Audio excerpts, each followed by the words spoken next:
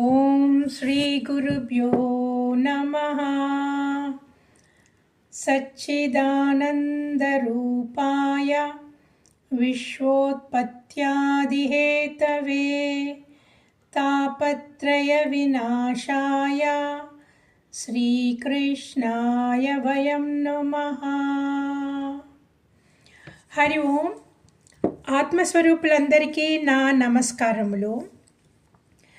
మనము మొన్నటి క్లాస్లో ధ్రువ చరిత్ర గురించి విన్నాము. ఓకే, అది ఇంపార్టెంట్ థింగ్ ఏమంటే నారద మహర్షి గారు కూడా ఆ ధ్రువుడు ఎంత కష్టపడి ఎంత భక్తితో సాధన చేసి ఆ 5 సంవత్సరాల్లోనే ఆ ప్రాయంలోనే భగవంతుడి దర్శనము దొరికింది ఆయనకి.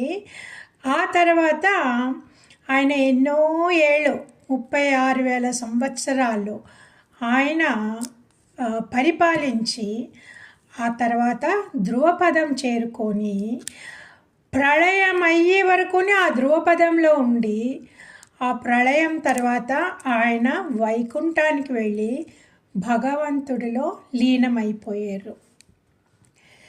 సో ఈ కథ విన్న వాళ్ళకి చాలా చాలా మంచిది, చాలా పుణ్యం వస్తుంది. ఆ తర్వాత ఈ ఎన్నో ఉన్నాయి అక్కడ ఆయన చరిత్రలో మనం నేర్చుకోవాల్సింది.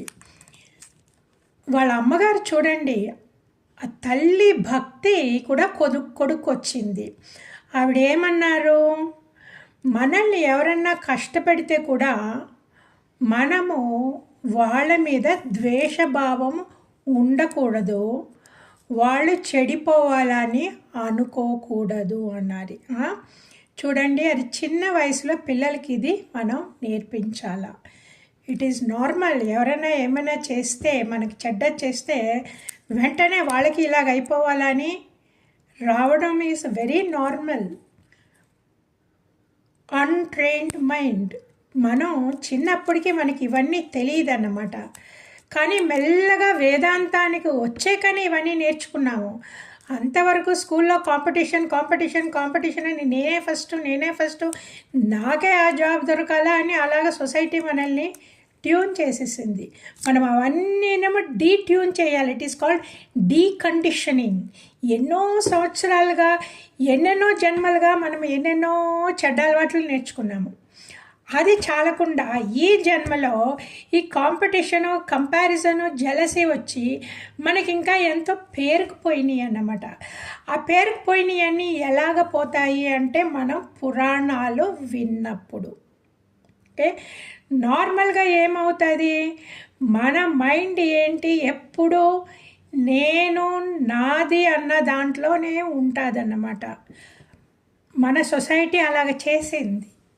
అస్తమానం దీనికోసం పరిగెట్టడం, దానికోసం పరిగెట్టడం, ఈ సెక్యూరిటీ ఆ సెక్యూరిటీ, ఇది తినాలా అది తినాలా, నేను అనే నా శరీరము, నా శరీరానికి ముడిపడ్డాయన్నీ నాది, దీంట్లోనే ఉండిపోతామన్నమాట. అది లోవర్ కాన్షియస్ లెవెల్.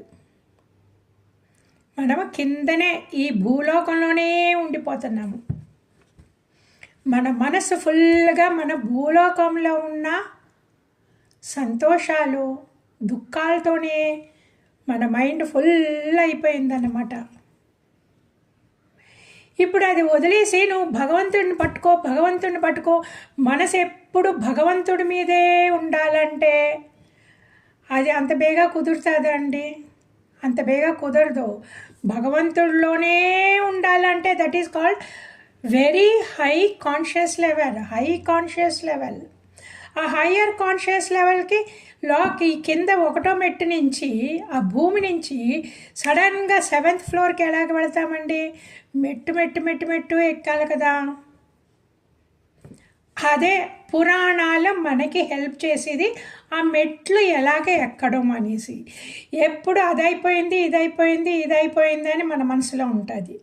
ఇప్పుడు మనం పురాణాలు విన్నాము అంటే ఏమవుతుందంటే, ఆ ధ్రువుడు అలా చేశారా, ఓ ధ్రువుడు అంత చక్కగా అంత చక్కగా గురువుగారు చెప్పింది పాటించేదా? ధ్రువుడు ఆ మంత్రాన్ని జపించేరా? ఇంతకాలం అయ్యాక ధ్రువుడికి భగవంతుడి దర్శనం దొరికిందా? ఆ భగవంతుడిని ఆయన పొగడడానికి, చిన్న వయసులో పొగడడానికి మాటలు రాకపోతే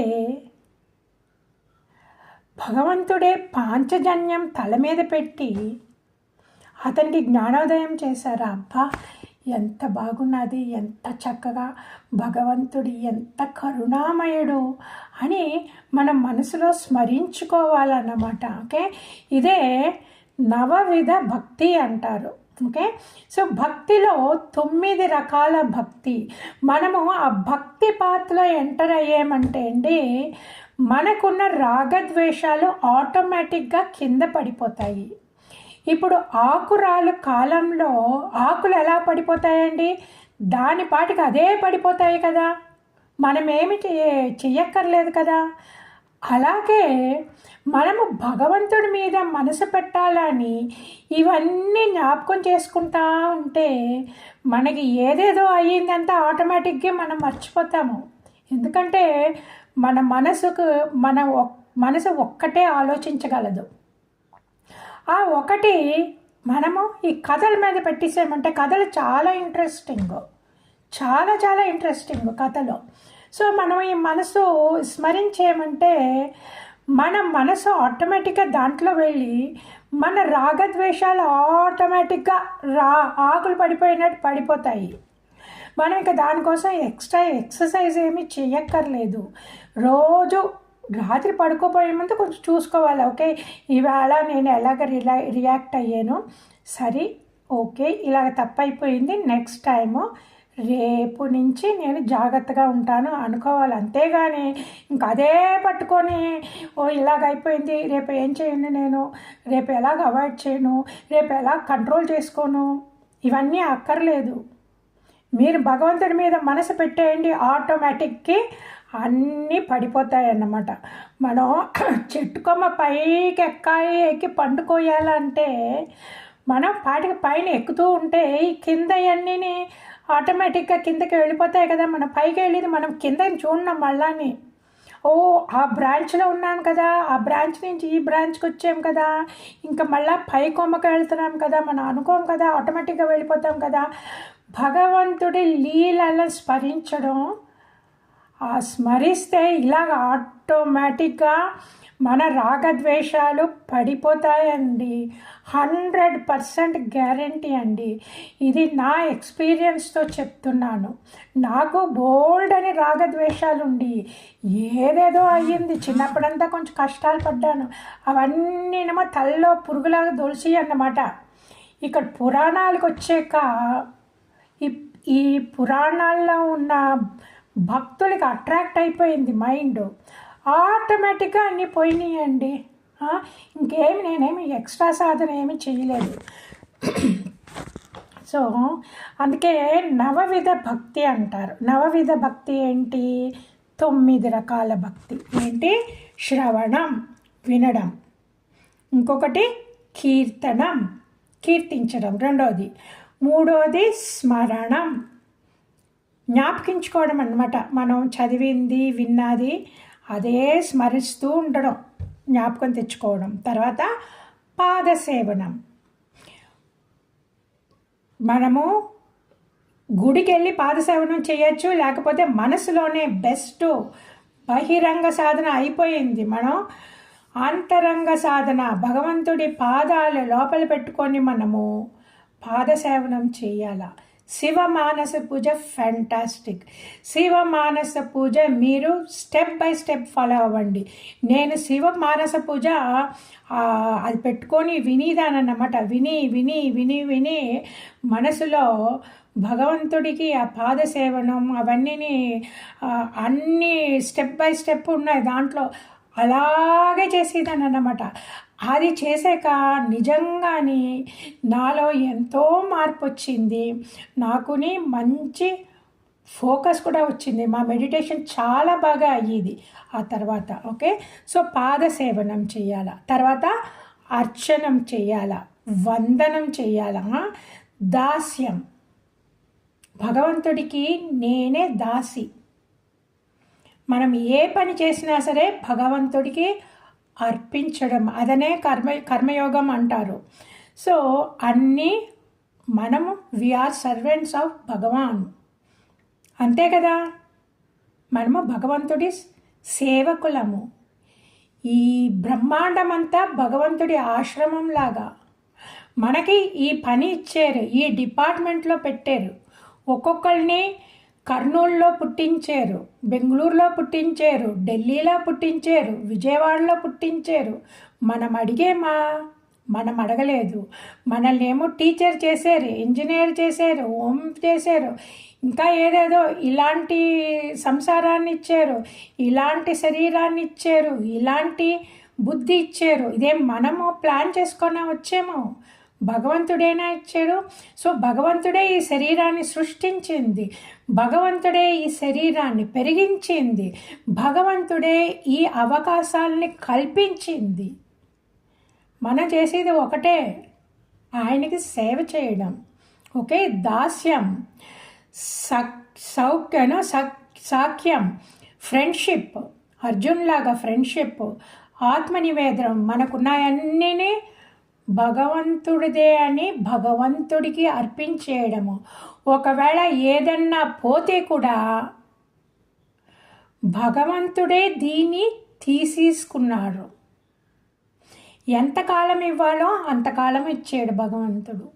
ఎప్పుడు తీసేసుకున్నాడు, ఎలాగ తీసేసుకున్నాడు, ఎవరినో పంపించి తీసేసుకున్నాడు.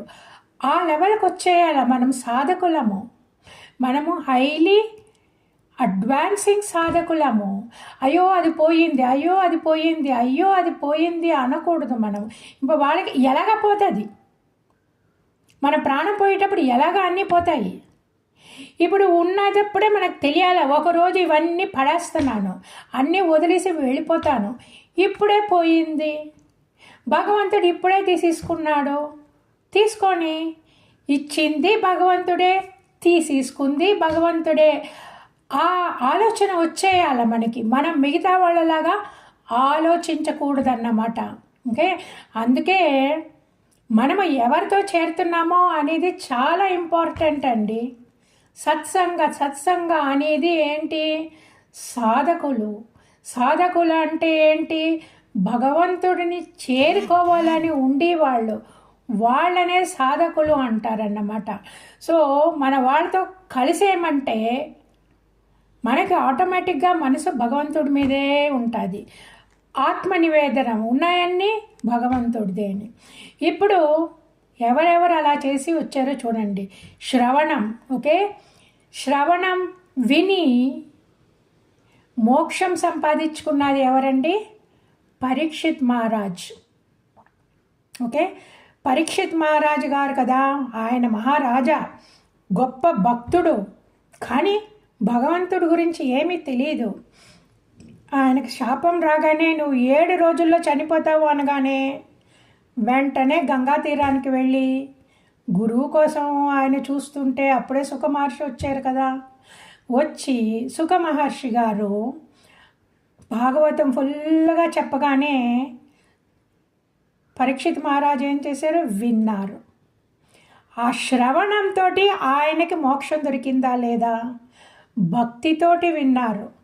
ఆయన మనసు ఫుల్గా దాని మీదే పెట్టి విన్నారు. అందువల్ల శ్రవణం ఒక్కటే సరిపోయింది ఆయనకి మోక్షం దొరికింది. ఇంకొకటి కీర్తనం చేసి మోక్షం సంపాదించిన వాళ్ళు ఎవరు? సుఖ మహర్షి గారు. ఓకే, సుఖ మహర్షి గారు కదా భాగవతం ఫుల్గా ఆయన చెప్పారు. చెప్పి ఆయనకు కూడా మోక్షం దొరికింది. స్మరణం, ఎప్పుడు ఆ భగవంతుణ్ణే ధ్యానించడం, ఆ నామమే జపించడం, అతన్నే జ్ఞాపకం చేసుకోవడం స్మరణం. ఈ స్మరణం చేసి ఎవరికి మోక్షం దొరికింది? ప్రహ్లాదుడికి. ఆ, ప్రహ్లాదుడు తల్లి గర్భంలో ఉన్నప్పుడు కదా నారద మహర్షి వెళ్ళి ఆవిడికి బ్రహ్మజ్ఞానం చెప్పి మంత్రోపదేశం చేస్తే ప్రహ్లాదుడు విన్నాడు. విని ఇంకా బయటకు వచ్చాక అదే చేశారన్నమాట. చేసి ఆయనని గొప్ప భక్తుడయ్యి ఆయనకి మోక్షం దొరికింది. పాదసేవనం చేసి ఎవరికి పరిపూర్ణత్వం దొరికింది? లక్ష్మీదేవి ఎప్పుడూ మహావిష్ణువు పాదాల దగ్గరే ఉంటుంది. మహావిష్ణువు పాదాల దగ్గరే ఉండి ఆవిడికి మోక్షం దొరికింది. తర్వాత ఒక విగ్రహం చేసుకొని అర్చించి ఆ అర్చనం చేసి మోక్షం దొరికింది పృథు మహారాజు. ఈ పృథు మహారాజు భగవంతుడి హంస అవతారంలో 9వ అవతారం అన్నమాట. ఆయన గురించి ఇప్పుడు మనం తర్వాత తెలుసుకుందాము. ఓకే, వందనం. ఆయనకు నమస్కరించి ఆయన కూడా ఉండి భగవంతుడు కూడా ఉండి పరిపూర్ణత్వం దొరికింది అక్రూరుడు ఎవరో శ్రీకృష్ణుడికి కజిన్ అవుతాడన్నమాట. కానీ ఆయనకి తెలుసు, కొంతకాలం అయ్యాక తెలిసింది. ఫస్ట్ ఆయనకి తెలియలేదు భగవంతుడు శ్రీకృష్ణుడు అవతారం అని, తర్వాత తెలిసి ఆయనకి వందనం చేసి అక్రూరుడికి పరిపూర్ణత్వం దొరికిందన్నమాట. దాస్యం ఎవరు? మోస్ట్ పాపులర్ హనుమంతుడు, ఆంజనేయ స్వామి. శ్రీరాముడికి దాసాలాగా ఆయన ఎప్పుడూ శ్రీరామునికి సేవ చేసి, ఆ హనుమంతుడు చూడండి ఎంత పెద్ద లెవెల్ అయిపోయాడు. ఇప్పుడు మనకి భక్తిలో మనము పరిపూర్ణత్వం కావాలి అంటే హనుమంతుడిని మన హనుమాన్ చాలీసా చేసి హనుమంతుడిని పూజ చేసి హనుమంతుడి భక్తితో ఉన్నామంటే కూడా మనకి పరిపూర్ణత్వం దొరుకుతుంది. హనుమాన్ చాలీసా, హనుమంతుడి సేవ, హనుమంతుడితో భక్తి చాలా చాలా పవర్ఫుల్. తర్వాత సాఖ్యము, ఫ్రెండ్షిప్. ఆ ఫ్రెండ్షిప్ మోస్ట్ పాపులర్ ఎవరు? అర్జునుడు. ఓకే, అర్జునుడు బెస్ట్ ఫ్రెండ్ ఆఫ్ శ్రీకృష్ణుడు ఏం చెప్తే అదే చేసేవారు. శ్రీకృష్ణుడిని సలహాలు అడిగేవారు. ఎప్పుడు ఇద్దరు ఒకటిగానే వెళ్ళేవారు. ఎక్కడికి వెళ్ళినా భోంచేసినా ఒకటిగానే, పడుకున్నా ఒకటిగానే, అస్తమానం మాట్లాడుకున్నా, పోట్లాడుకున్నా, ఆటలాడుకున్నా శ్రీకృష్ణుడితోనే ఉండి చూడండి. ఆయనకి భగవద్గీత చెప్పి మనందరికీ అర్జునుడి ద్వారా భగవద్గీత చెప్పడమే కాకుండా ఆ కురుక్షేత్ర యుద్ధంలో యాక్చువల్గా కళ్ళకి కనబడకుండా యుద్ధం చేసి నెగ్గింది శ్రీకృష్ణ పరమాత్మ, అర్జునుడు కాదు. ఓకే, శ్రీకృష్ణ పరమాత్మ పవర్, శ్రీకృష్ణ పరమాత్ముని ప్రొటెక్షన్ అర్జునుడికిచ్చి పాండవులకిచ్చి ఆ కౌరవుల్ని ఎదిరించి యుద్ధంలో విజయం సాధించింది శ్రీకృష్ణ పరమాత్మ. ఇదేనండి మనం భక్తితో దేవుణ్ణి ఎలాగ పెట్టుకున్నా సరే, ఏ భావంతో పూజించినా సరే, ఒక్క భావం చాలు. ఆ ఒక్క భావంని మనము ఫోకస్ చేసి పెట్టుకున్నాము అంటే మనకి ఇప్పుడే ఆ పరిపూర్ణత్వం దొరుకుతుంది. ఆ పరిపూర్ణత్వం ఎలాగుంటుంది? ఆ పరిపూర్ణత్వం ఎలాగుంటుందంటే మనసు ఎప్పుడు చాలా సంతోషంగా ఉంటుంది. ఇంట్లో ఏదేదో అవుతూ ఉంటాయి. అవి మనమేమి ఎవరెవరి ప్రారంధ కర్మ వాళ్ళు అనుభవించవలసిందే. మనం ఏదో పక్కన కూర్చొని మనం ఏదో కొంచెం హెల్ప్ చేస్తాము, సర్ది చెప్తాము, అంతేగాని రాసుకొని వచ్చేసేం మనం అందరూని. అది అనుభవించాలా. ఈ తలరాత తప్పించడం, ఉన్న కష్టాల్ని తగ్గించుకొని భగవంతుని చేరుకోవాలంటే ఆత్మజ్ఞానం ఒక్కటే దోవ, ఇంకేది దోవాలేదు. చాలా ఈజియెస్ట్ పాత్ అంటే భక్తి పాత్. ఆ భక్తి పాత్లో ఎలాగ చేయాలా? ఏదో ఒకటి పట్టుకోవాలా. మనం అన్నీ చేయక్కర్లేదు. ఏదో ఒకటి మీకు ఏది సూట్ అవుతుందో ఆ ఒకటి పట్టుకోండి. మనసులో ఎప్పుడు భగవంతుడి విగ్రహం కనబడియండి, ఆకారం కనబడియండి. నాలికతో ఎప్పుడు ఆయన నామం జపం చెయ్యండి. ఈ 3 చేయడానికి మనకి ఏమీ ఖర్చు లేదు. మనం ఎక్కడికి వెళ్ళక్కర్లేదు. మనము దానికని సెపరేట్గా సమయం కూడా కేటాయించక్కర్లేదు. మనము వంట చేసుకుంటానే ఉండొచ్చు. తెలిసిన భజన ఏదైనా తెలిస్తే పాడుకోండి, లేకపోతే ఆ జపం చెయ్యండి, మానస జపం చెయ్యండి, లేకపోతే నోటితోనే గట్టిగా చేయండి. ఏదో ఒకటి. It's very simple. వంట పాటికి వంట అయిపోతుంది, కిచెన్ పాటికి కిచెన్ క్లీన్ అయిపోతుంది, ఇంట్లో అకౌంట్స్ పాటికి అకౌంట్స్ సరి అయిపోతాయి. బయటికి బ్యాంకుకి వెళ్ళాలా, ఆఫీస్కి వెళ్ళాలా, అది శరీరం చేసుకుంటూ ఉంటుంది. మన మనసులో భగవంతుడు గట్టిగా ఇక్కడ పట్టుకుంటే హీఈస్ లైక్ అవర్ ఫ్రెండ్.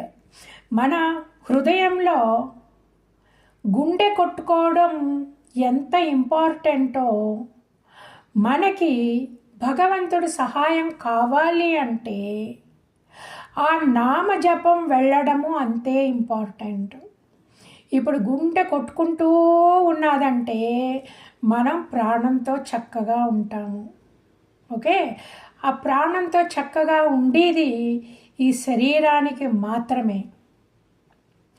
మనం ఆ జపంతో ఎప్పుడు ఉన్నామంటే, మన మనసు ఎప్పుడు జపంతో ఉన్నామంటే మన శరీరం ఒక్కటే కాదు సంతోషంగా ఉండేది, మనసు సంతోషంగా ఉంటుంది, ఎప్పుడూ సంతోషంగా ఉంటుంది. ఎన్ని కష్టాలు వచ్చినా సరే ఓర్చుకుంటుంది. అలాగే కదా సునీతి అంత కష్టాలు వచ్చి ఆయన ఉత్తానపాద మహారాజు ఆవిడని నెగ్లెక్ట్ చేసి సురుచితోనే అస్తమానం ఉండి తన కొడుకు ధ్రువుడిని ఇంత అవమానం చేస్తే కూడా ఆవిడ తట్టుకోగలిగింది. ఆ తట్టుకొని అప్పుడు కూడా మంచి ఉపదేశం చేసింది అంటే ఆవిడ గొప్ప భక్తురాలు. భగవంతుడు ఎప్పుడు ఉన్నాడో మనసులో. మన కలియుగంలో భక్తిని మించిన సాధన ఏమీ లేదండి. కలియుగంలో ఈజియెస్ట్ సాధన భక్తి. పట్టుకోండి, గట్టిగా పట్టుకోండి భగవంతుణ్ణి, మనసులో పట్టుకోండి, బయటకక్కర్లేదు, మనసులో పట్టుకోండి ఎప్పుడూని. అది పెద్ద తపస్సు. ఆ కాలంలో తపస్సు అంటే ఏదో అక్కడికి వెళ్ళి ఇక్కడికి వెళ్ళి ఆకులు తిని అది తిని ఇది తిని ప్రాణాయామ చేసి అది అవన్నీ. బట్ ఈ కలియుగంలో బెస్ట్ మనసులో భగవంతుడిని గట్టిగా పట్టుకోవాలా. మనసు ఆయన పాదాల మీద ఉండాలా. మనసు ఎప్పుడు నామజపం చేస్తూ ఉండాలా. ఇది ఇలాగ ఉన్నదంటే అండి mind has come to the centre.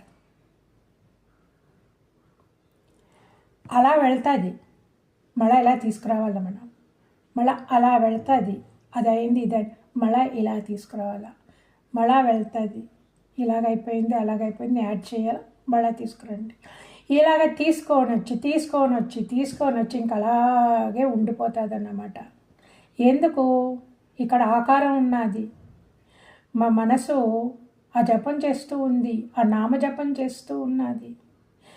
మెల్లగా ఇక్కడ ఉండడమే అలవాటైపోతుంది. ఎందుకంటే మనసులో భగవంతుడిని చూడడము, నామజపం చేయడము, అప్పుడు మనసు ఆటోమేటిక్గా రిలాక్స్డ్గా ఉంటుంది అన్నమాట. ఆ మనసు అలాగా రిలాక్స్డ్గా ఉన్నప్పుడు మనసు మళ్ళీ అదే కోరుకుంటుంది, నాకు అదే కావాలా అదే కావాలా అని. మనకి ఆ తర్వాత మనం ఇంకేం చేయక్కర్లేదు, మళ్ళీ మనసు లాగడం ఇవన్నీ కొత్తలో అన్నమాట. అందుకే కదా భగవద్గీతలో శ్రీకృష్ణ పరమాత్మ చెప్పారు 6వ అధ్యాయంలో. అర్జునుడు అడిగాడు కదా, మనసు ఇలా అక్కడికి ఇక్కడికి వెళ్ళిపోతుంది కృష్ణ, చాలా కష్టంగా ఉన్నదంటే నిజం అర్జున, నిజం వెళ్ళిపోతుంది, కానీ ప్రాక్టీస్ చెయ్యి. అభ్యాసేనత కౌంతేయ అన్నారా లేదా? ప్రాక్టీస్ చేస్తూ ఉంటే అక్కడ ఉంటుంది, చాలా చక్కగా ఉంటుందండి. Most wonderful state. నేను ఎన్నో సంవత్సరాలు I struggled, it tick long time అయ్యింది, కానీ మనం చేయాలి కదా, ప్రాక్టీస్ చేయాలి కదా. చేసి ఇప్పుడు చక్కగా ఎంత చక్కగా ఉంటుందో. నాకు ఇంకేమీ అక్కర్లేదు, నాకు కావలసినంతా ఇచ్చేసారు. నాకు కావలసినది ఏంటి? మనశ్శాంతి, అది ఇచ్చేసారు. లోపల ఫుల్నెస్, మన లోపల వెళుతుంటేనే మన మనసు వెతుకుతుంది అన్నమాట, అది కావాలి ఇది కావాలని. మన మనసు ఈ భగవంతుడికి అలవాటు పడిపోయి, జపానికి అలవాటు పడిపోతే మనసు, మన శరీరం ఫుల్ అనిపిస్తుందండి, మన హృదయం ఫుల్ అనిపిస్తుంది.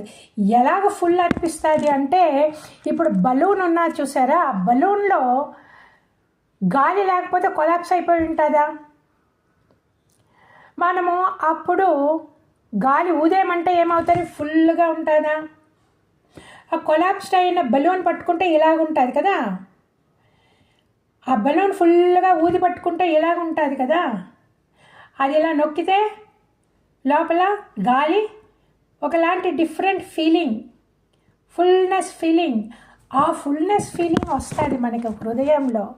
ఫస్ట్ హృదయంలో స్టార్ట్ అయ్యి ఆ తర్వాత శరీరం ఫుల్నెస్ ఉంటుంది.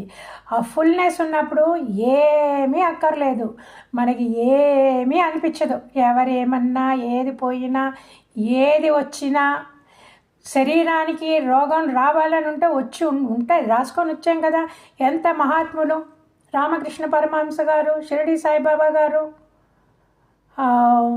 రమణ మహర్షి గారు వస్తాయి. మనం వస్తే కూడా ఏమి అనిపించదు, ఎందుకంటే ఈ శరీరం ఎలాగ పడిపోతాడు ఒకరోజు.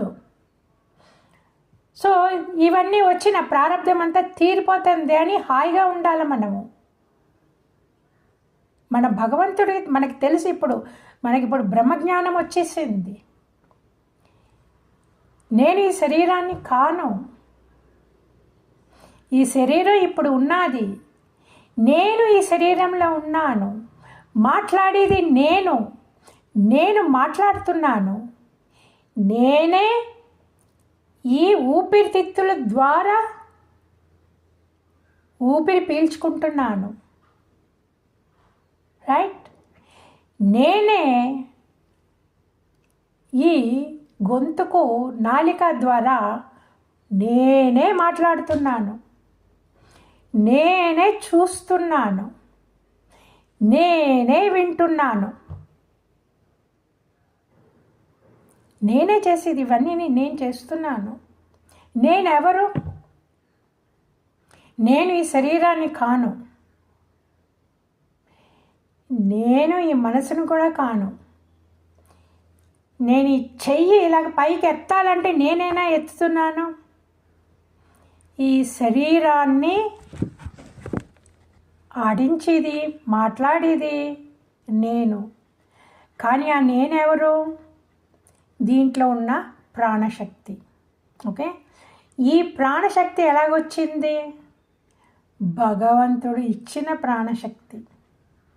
ఓకే, సో ఈ కాన్షియస్నెస్, ఆ ప్రాణశక్తి, ఇంకొక వేదాంతిక్ వర్డ్కి ఇంకా ఒక ఎక్స్ట్రా వెళదాము.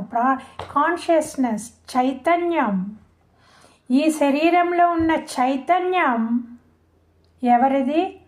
భగవంతుడిచ్చింది. సో ఈ చైతన్యం అల్టిమేట్లీ ఎవరికి చెందింది? భగవంతుడికి చెందింది. నేను ఎవరికి చెందిన దాన్ని? భగవంతుడికి చెందిన దాన్ని. ఓకే, అప్పుడు ఇంకా నేను భగవంతుడికి చెందిన దాన్ని.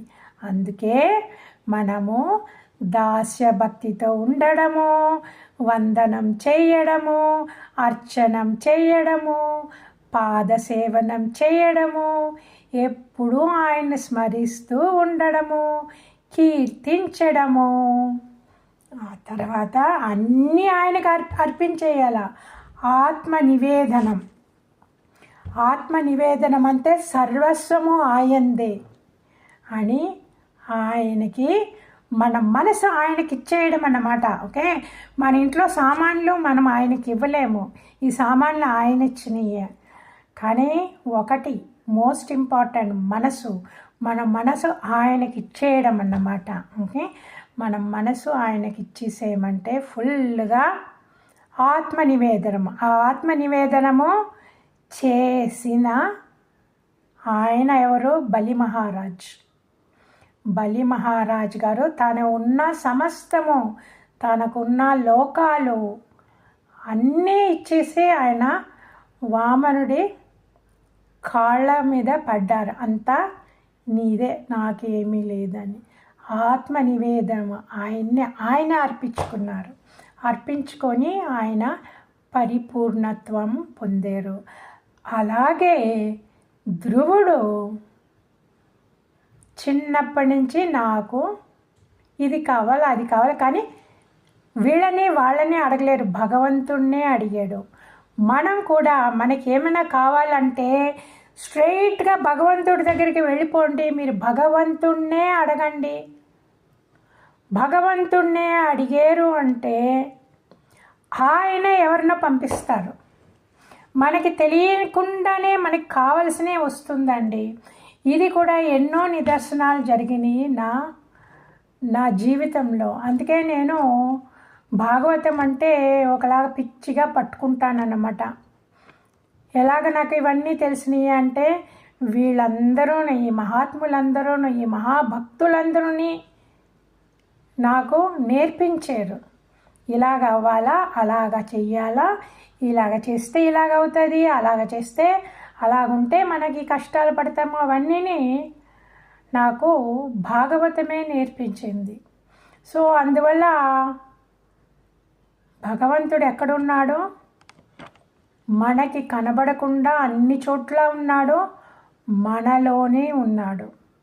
మనము మనసు ప్యూరిఫై అయ్యింది అంటే మన రాగద్వేషాలు ఫుల్గా తొలగిపోయి ఎవరన్నా మనకి కష్టం పెడితే కూడా మనము ఓర్చుకున్నాము అంటే, ఓర్చుకొని భగవంతుడు కాళ్ళే పట్టుకున్నాము అంటే ధ్రువుడిలాగా మనకి చూడండి, ధ్రువుడికి గురువు కావాల్సి వచ్చింది. ఎవరు పంపించారు? మహావిష్ణువైనా పంపిస్తా. ఓకే, అలాగే అన్నమాట. అలాగే జరుగుతుంది. ఇప్పుడు సో ఇది అయ్యి ఇప్పుడు ధ్రువుడు పైకి వెళ్ళిపోయారు. రైట్, మనం ఆ రోజు మాట్లాడుకున్నాం కదా ధ్రువ నక్షత్రం గురించి. మీరు ఆకాశం చూసారా? తర్వాత క్లాస్ అయిపోయాక ఆకాశాన్ని చూసి, ఇది మనము క్లాస్లో విన్నాము అంటే ఇలాంటి నిదర్శనాలు ఉన్నాయి చూడండి, మనం చూడాలన్నమాట. ఇప్పుడు ఈ నారద మహర్షి గారు కూడా అస్తమానం ధ్రువ చరిత్రని గానం చేసుకుంటూ ముల్లోకాలు తిరుగుతారంట. చూడండి, అంటే ఎంత ఇంపార్టెంట్ ఈ ధ్రువ చరిత్ర. రైట్, మనము చూడాలా, ఆకాశాన్ని చూడాలన్నమాట. చూడి ఆ నక్షత్రాలన్నీ ఇంకా ఎన్ని నక్షత్రాలు ఎంత అందంగా ఉన్నాయి, భూలోకం నుంచి ఎంత దూరంలో ఉన్నాయో, ఎన్ని మిణుకు మిణుకు మిణుకు మిణుకు మిణుకు అంటున్నాయి. అక్కడ పెద్దది చాలా పవర్ఫుల్గా ఉన్నది ధ్రువ నక్షత్రం. ఆ ధ్రువ నక్షత్రం చూడు ఎప్పుడు అక్కడే ఉంటుంది. అక్కడ ఉండి ఆ పడవలో సముద్రంలో వెళ్ళి నావికులందరికీ చూపిస్తుంది అన్నమాట. ఇది నార్త్ పోల్ అనేసి అన్నమాట. లేకపోతే వాళ్ళకి కన్ఫ్యూజ్ అయిపోతుంది. సో వాళ్ళకి చూపిస్తుంది నార్త్ పోల్ అనేసి అన్నమాట. మనం చూడాలా.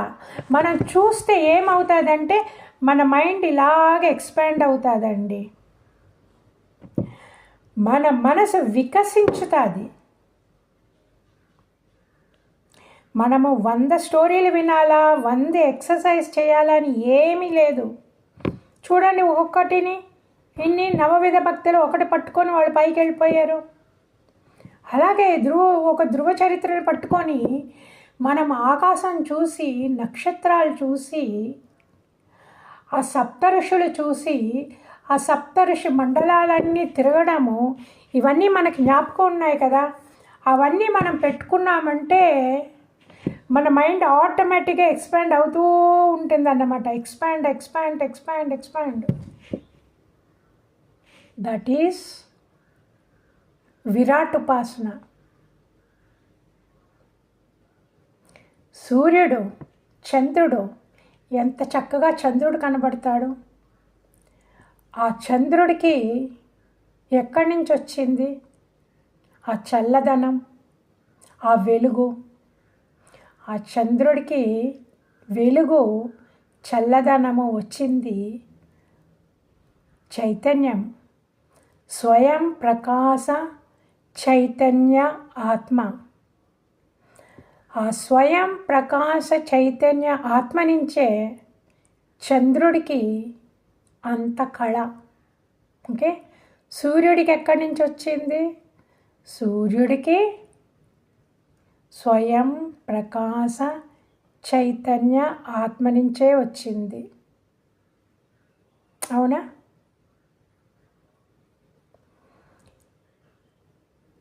ఈ ప్రపంచంలో ఉన్న జీవరాశులు, నామరూపాలు, ఆ నామరూపాలకంతని ప్రాణం ఎక్కడి నుంచి వచ్చింది? ఆ చైతన్య ఆత్మ నుంచి. ఇంకా అలాగ చూడాలన్నమాట. నక్షత్రాలు చూసి, ఆ తర్వాత మనసులో కొండలు, సెలయేళ్ళు, చెట్లు, మృగాలు, పక్షులు, మనుషులు, ఇవన్నీ ఇంకా మనసులో అలాగ వచ్చేయాల. అది మన సగుణ బ్రహ్మన్ ఉపాసన ఒక్కటిగా చేసాం కదా, అది ఇంకా ఎక్స్పాండ్ అయిపోతుంది అన్నమాట.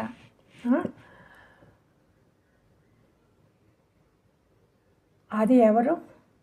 భగవంతుడు. ఇప్పుడు నేను నెక్లెస్ ఇచ్చాను అనుకోండి, నెక్లెస్ ఇచ్చి బంగారం ఎక్కడా అంటే ఏంటి అడగలనా? బంగారం ఎక్కడా అంటే నెక్లెస్లో ఉంది బంగారం. గాజు ఇచ్చి బంగారం ఎక్కడా అంటే బంగారమే గాజు. ఓకే, ఉంగరం ఇచ్చి బంగారం ఎక్కడా అంటే ఆ ఉంగరమే బంగారం. అవునా? మనిషిని చూసి భగవంతుడు ఎక్కడా అంటే భగవంతుడే నామరూపం దాల్చాడా? పక్షి చూసి భగవంతుడు ఎక్కడా అంటే పక్షి నామరూపం భగవంతుడే దాల్చాడా? పక్షి శబ్దం చేస్తే కీ కీ కీ అంటే ఆ శబ్దం ఎక్కడి నుంచి వచ్చింది? భగవంతుడేనా ఆ శబ్దం? లేకపోతే మనము పక్షుల్ని తయారు చేసేమా? చెట్లు తయారు చేసేమా? నీళ్లు తయారు చేసేమా? ఏమి చేయలేదు. అవన్నీ భగవంతుడు. ఆ భగవంతుడు ఎలాగుంటాడో, ఒరిజినల్ భగవంతుడు ఈ నెక్లెసు, గాజు, ఉంగరం ఎలాగుండేది ఇంతకుముందు? నామరూపం రాకముందు ఎలాగుండేది? బంగారం ముక్కలాగుండేది, బంగారం కాయిన్ లాగా ఉండేది, లేకపోతే బిస్కెట్ లాగా ఉండేది. అవునా? అదే నెక్లెస్ అయ్యింది, గాజు అయ్యింది, ఉంగరం అయ్యింది. భగవంతుడు చైతన్య ఆత్మ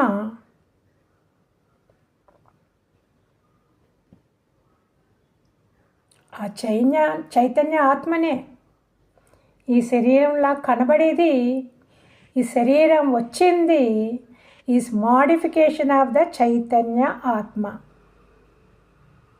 ఇప్పుడు హాస్పిటల్కి వెళ్తే ప్రాణం ఎవరైనా పొయ్యగలరా? ప్రాణం పొయ్యలేరు. ప్రాణం భగవంతుడు ఒక్కడే పొయ్యగలడు. ఓకే. కళ్ళు ఎవరైనా పెట్టగలరా? నో. ఉన్న కళ్ళు రిపేర్ చేయగలరు, అంతేగాని మనం డాక్టర్లు, మనుషులు, సైంటిస్టులు మన కన్ను మ్యానుఫ్యాక్చర్ చేయలేము, చెవు మ్యానుఫ్యాక్చర్ చేయలేము. అవన్నీ మ్యానుఫ్యాక్చర్ చేసింది ఎవరు? భగవంతుడు. ఆ భగవంతుడు దేంట్లోంచి చేశారు? చైతన్య ఆత్మ. తన చైతన్య ఆత్మ నుంచే ఇవన్నీ చేశారు. చైతన్య ఆత్మ ఎక్కడుంది? ఇక్కడంతా ఉండేది చైతన్య ఆత్మనే. ఈ నామరూపం చైతన్య ఆత్మ. కనబడి చైతన్య ఆత్మ, కనబడి నామరూపం. మాయా సహిత బ్రహ్మన్ ఈజ్ భగవంతుడు. సో ఇది ఈ లెవెల్కి మనం వెళ్ళిపోవాలన్నమాట. ధ్రువుణ్ణి పట్టుకొని, ఆ ధ్రువ చరిత్రని పట్టుకొని, అది జ్ఞాపకం చేసుకొని, ఇంతవరకు మనకి నాలెడ్జ్ ఉన్నారు చూడండి. ఎన్నెన్నో క్లాసులు, ఎన్నెన్నో చదివేము. లలిత సహస్రనామ చదివేము, విష్ణు సహస్రనామ చదివేము, ఇంకా ఏదో ఉపనిషత్తులు చదివేము, భగవద్గీత చదివేము. ఇవన్నీ వచ్చేయాలన్నమాట. వచ్చేసి ధ్రువుణ్ణి పట్టుకొని ఇంక మళ్ళా పైకి వెళ్ళేటప్పుడు ఇంక ఇలాగ నాలెడ్జ్ వచ్చేయాలన్నమాట. అలాగే పరిపూర్ణత్వం వస్తుంది. దట్ ఈస్ హౌ మన మనసు ఎప్పుడూ భగవంతుడిలోనే ఉంటుంది. మనము ఇంకా ఇలాగున్న మనసు, మనము లాస్ట్ మినిట్లో డెత్ బెడ్ మీద ఉంటామే, ఆ మనసు అలాగ వెళ్ళిపోతుంది అన్నమాట. అటైపు భగవంతుడి వైపు వెళ్ళిపోతుంది. అందుకే ఇట్స్ వెరీ ఇంపార్టెంట్. అందరినీ వదిలేయండి. ఎస్పెషల్లీ ఇంటిలో కుక్కలను కానీ, పిల్లలను కానీ, పక్షులను కానీ సాకకూడదు. మనకి ఇది వచ్చేస్తుంది. ఆ మనసు అలాగ అయిపోయి, అలాగే కదా జడభరతుడు, అది ఆ క్లాస్ అవ్వలేదు అనుకుంటాను, వస్తుంది.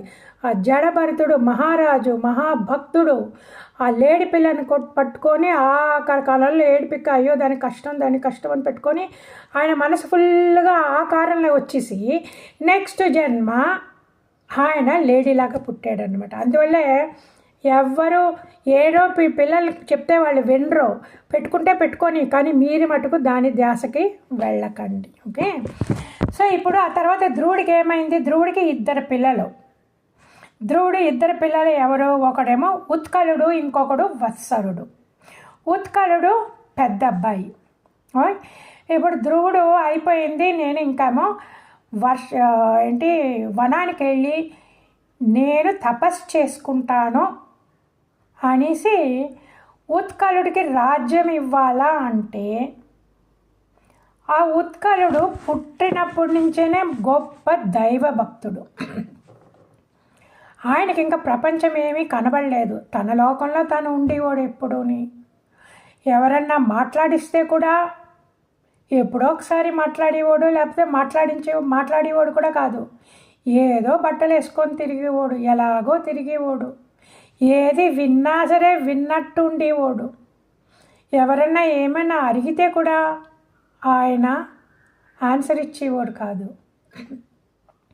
అందరూ అనుకున్నాడు వీడు మొద్దు, వీడు ఎందుకు పనికిరాడు అనేసి ఆ పిల్లోడిని ముద్దులాగే చూసేవారు అన్నమాట. అందరూ ముద్దు అనుకున్నాడు.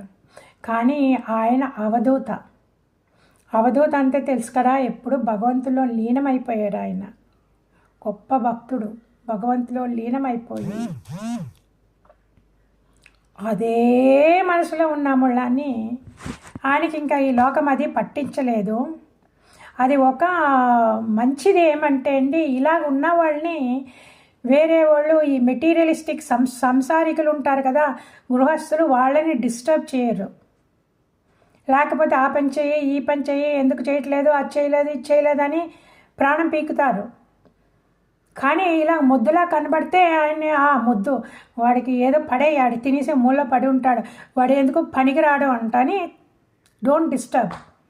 ఆయన పాటికి ఆయన చక్కగా భగవంతుల్లోనే ఉండి ఆ టైం అయిపోయాక, ఆ ప్రారంధం తీరిపోయాక భగవంతుల్లో కలిసిపోతాడనమాట. సో అలాంటి వాడు ఉత్కలుడు.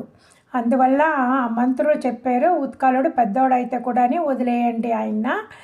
రెండవ వాడు వత్సరుడికి రాజ్య పట్టాభిషేకం చేయండి అన్నారు. సో ధ్రువుడు వత్సరుడికి పట్టాభిషేకం చేసి ఆయన ఇంకా వనాలకి వెళ్ళిపోయారన్నమాట.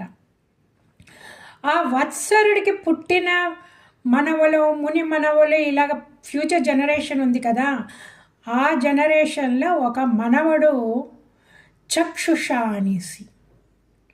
ఓకే, ఆ చక్షుష మన్వంతరము. ఓకే, ఆయన మన్వంతరం అయ్యాడు, ఆయన ప్రజాపతి అయ్యాడు. ఎలాగ వాళ్ళందరూ ప్రజాపతి అవ్వడానికి అది it's a different kind of mindset, almost భగవంతుడిలాగా అన్నమాట. భగవంతుడిలాగా వాళ్ళందరికీ ఆ కంపాషను, ఆ భగవంతుడికి ఉన్న దయ, దాక్షిణ్యాలు, మనసు ఎప్పుడు భగవంతుడిపైనే ఆ నాలెడ్జ్, బ్రహ్మజ్ఞానం అన్నీ ఉంటాయన్నమాట. వాళ్ళనే మన్వంతరం అంటే రాజులాగా. ఇప్పుడు మన చిన్న చిన్న రాజులేమో రాజ్యానికి రాజు అని చేస్తారు, మన్వంతరం అంటే ఎన్నో యుగాలకి. సో అలాగా ఒక మనవడేమో చక్షుష అయ్యాడు, చక్షుష మన్వంతుడు అయ్యాడు. చూడండి ధ్రువుడి వంశంలో ఎలాగొచ్చింది ఆయన జీన్స్. ఓకే, చక్షుష మన్వంతరం, ఆయన 6వ మన్వంతరం అన్నమాట. మనం ఇప్పుడు వైవస్వత మన్వంతరంలో ఉన్నాము, 7వ మన్వంతరము. రైట్, బ్రహ్మగారి ఒక రోజుకి 14 కల్పాలు, 14 మన్వంతరాలు. దాన్నే ఒక కల్పం అంటారు. బ్రహ్మగారి ఒకరోజు కల్పం. ఆ ఒక కల్పంలో 14 మన్వంతరాలు. ఇప్పుడు మనకి చూడండి, అర్లీ మార్నింగ్ ఉంటుంది కదా, 6 గంటలకి, 4:30 నుంచి 5 గంటల వరకు, 5:30 వరకుని బ్రహ్మ ముహూర్తం అంటాము, అలాగ అంటాం కదా. మళ్ళానేమో మధ్యాహ్నం ఒకటి, సాయంకాలం ఒకటి, ఈ మధ్యాహ్నాలకంతా ఒక్కొక్క పేర్లు అవన్నీ ఉన్నాయి కదా. అలాగే అవన్నీనేమో వాళ్ళకి పేర్లు మన్వంతరాలు. సో ఒక రోజులో బ్రహ్మగారి ఒక రోజులో 14 మన్వంతరాలు ఉంటాయన్నమాట. ఒక్కొక్క మన్వంతరం ఎంత పెద్దదండి, ఒక మన్వంతరంలో 71 మహాయుగాలు. ఒక మహాయుగం అంటే 4 చతుర్యుగాలు అన్నమాట. అలాంటి 71.